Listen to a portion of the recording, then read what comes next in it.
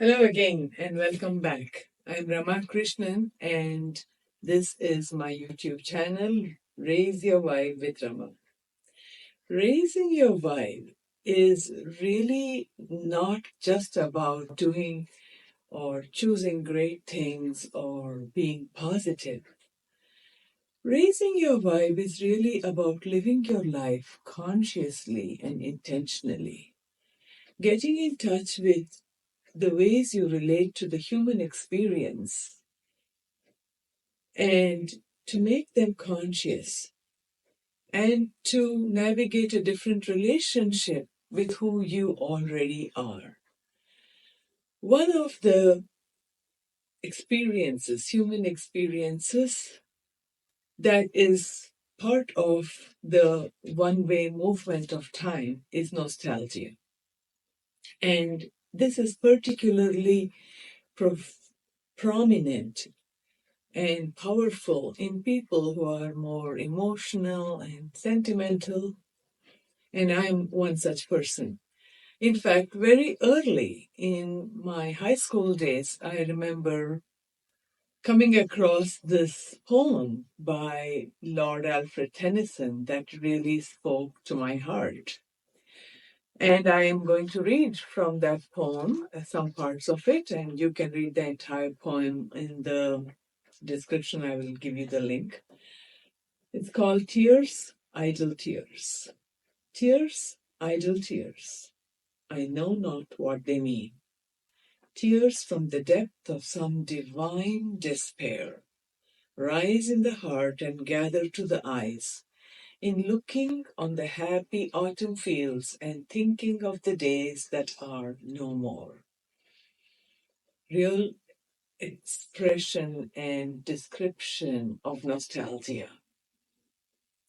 And as he continues in the last couple of lines, he says, deep as first love and wild with all regret, O death in life, the days that are no more.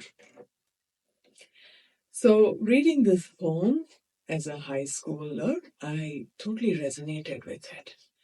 And it became almost as if this poem was giving me permission to be so nostalgic. Wow, Lord Alfred Tennyson has said that he felt this. Then there were other poets too whose works are on the same theme. And all of this began to become a validation of the human experience, and I was attached to my attachment of the past. And this went on for many, many years. But as life went on, you see, as life goes on, we all have some good memories, treasured moments. And as the weight of the past was becoming heavier and heavier, in later part of life, I began to read the Gita. And one of the first lines of the Gita said, the wise grieve neither for the living nor for the dead.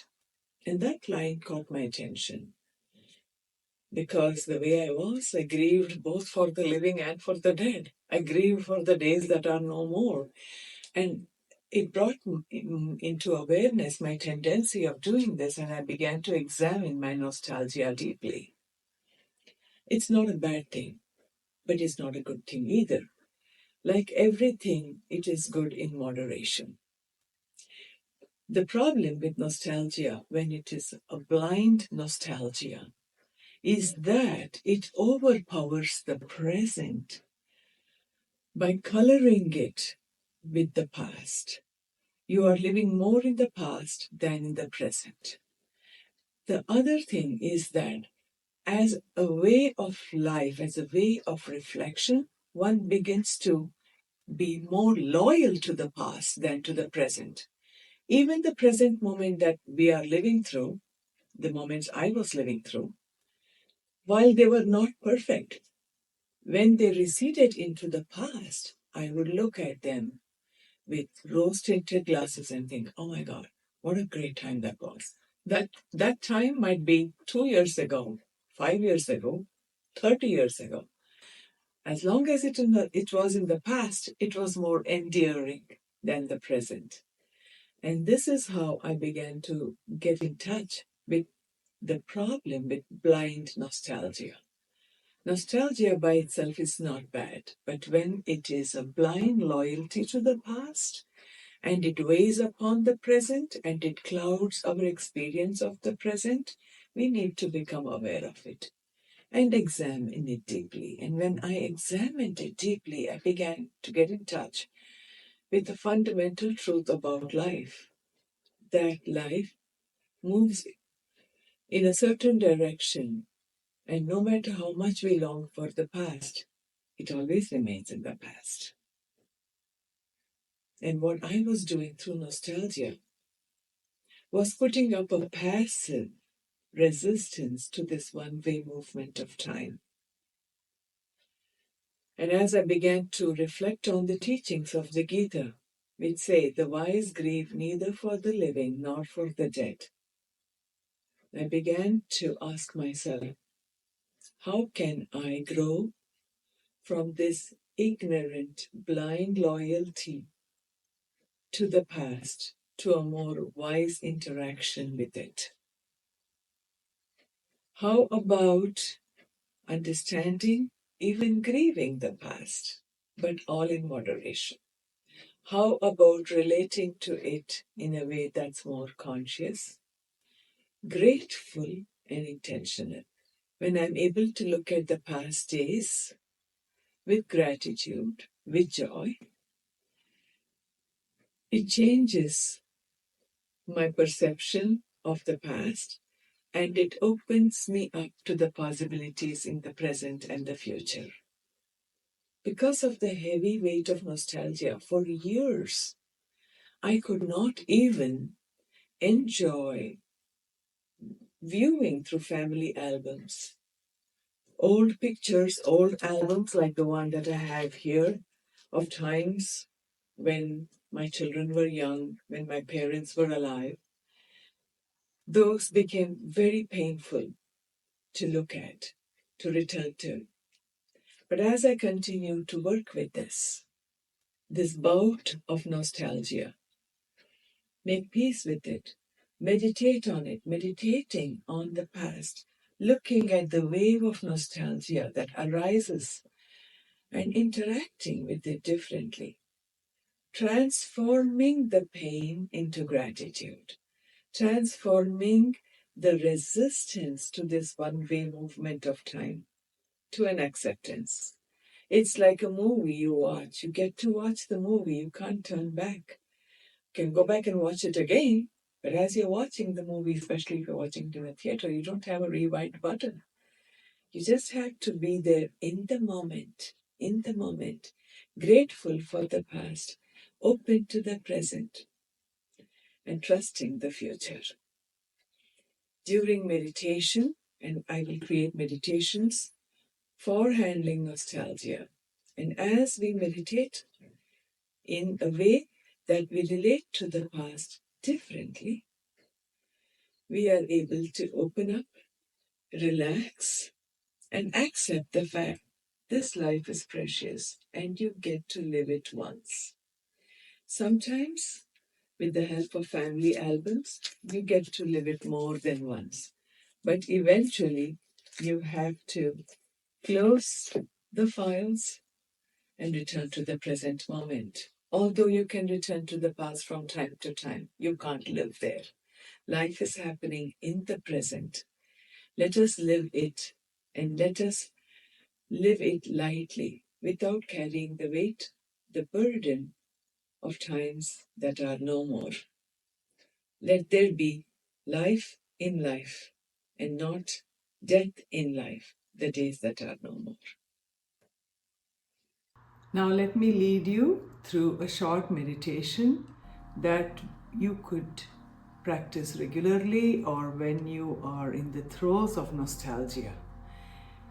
Doing this frequently moves the mind from a place of pain and craving that comes from nostalgia to a place of acceptance and wisdom so that the nostalgia becomes something that is bearable and actually something that is very sweet, that you can hold without making oneself attached to the past. So let's just do this. So as always, we get ourselves into a posture that holds the spine up, shoulders down, the five senses turn within. We take a few deep breaths.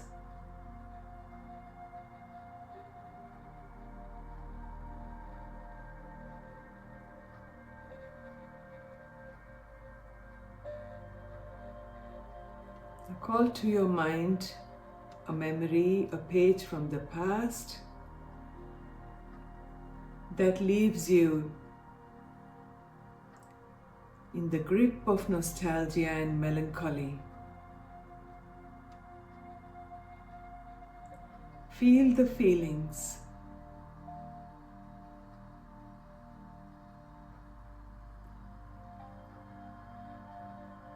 Where in your body does this live?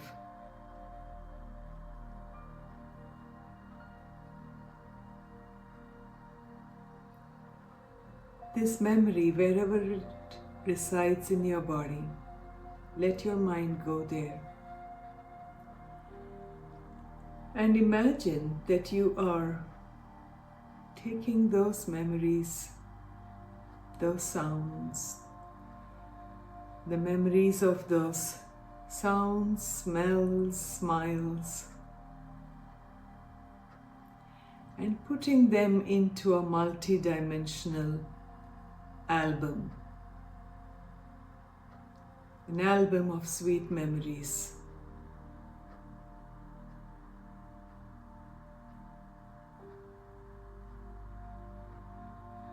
Memories from childhood, youth, sweet memories of days that have gone by, need a place to live.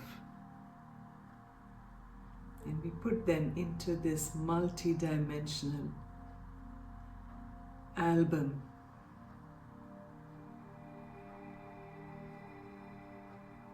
And we imagine that this album, we are holding this album. We are holding the memories, and we are not being held by the memories. We are holding the memories in this beautiful album that is storing precious moments. Imagine yourself holding that album.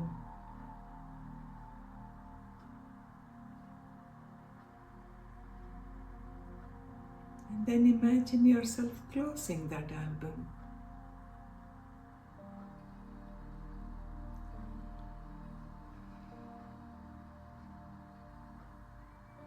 The memories are there.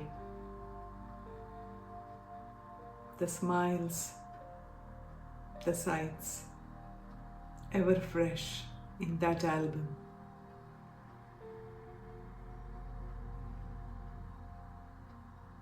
Let's feel grateful for the gift of those memories.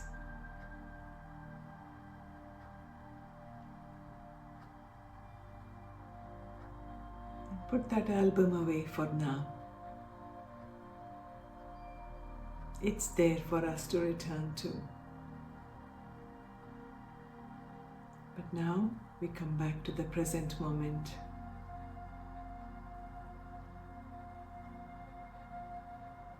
Here we are,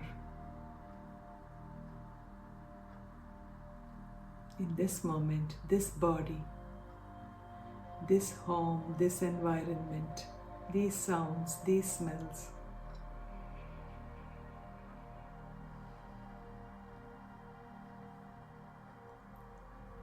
Let us smile at the present moment.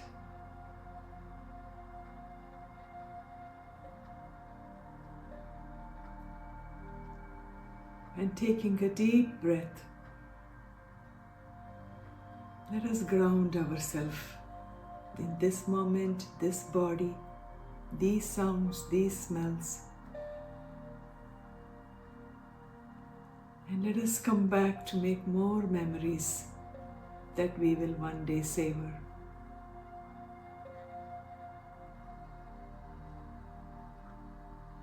Smiling at yourself, smiling at the past, present, and future.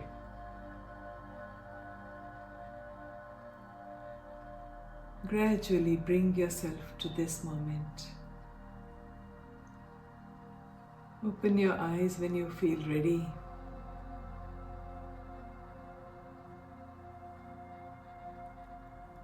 And let us start over. As we are, just the way we are, just the way life is, right now, right here.